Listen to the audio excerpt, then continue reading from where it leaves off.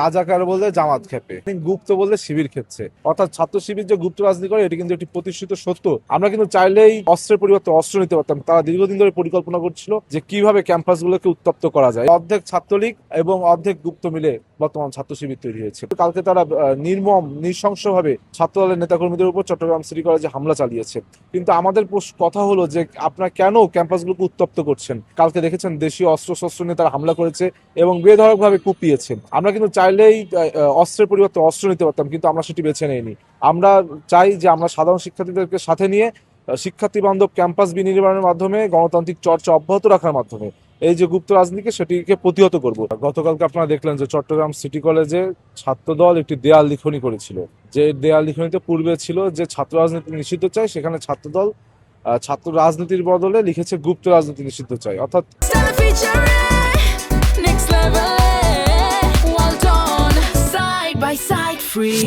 দেয়াল লিখনি কিন্তু আমাদের দীর্ঘদিনের একটি রাজনৈতিক ঐতিহ্য।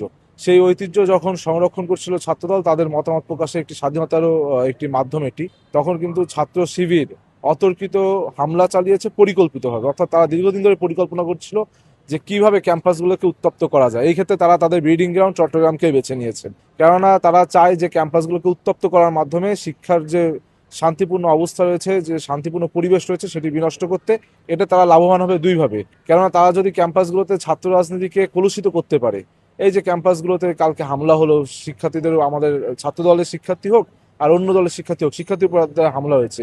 এর মাধ্যমে যারা শিক্ষার্থীরা লেখাপড়ার জন্যই শুধু ক্যাম্পাসে আসে তারা কিন্তু ভীত সন্তুষ্ট হয়ে উঠবে এবং ছাত্র রাজনীতির প্রতি তাদের যে পূর্বে যে ট্রমা ছিল সেটি ফিরে আসবে। অর্থাৎ তারা বারংবার পরিকল্পিতভাবে ছাত্র রাজনীতিকে কলুষিত করতে চাচ্ছে, কেননা তারা চায় ছাত্র রাজনীতিকে কলুষিত করতে পারলে গুপ্ত যে রাজনীতি সেটি অব্যাহত করা যাবে। রাজাকার বললে জামাত খেপে এবং ইদানিং গুপ্ত বললে শিবির খেপছে।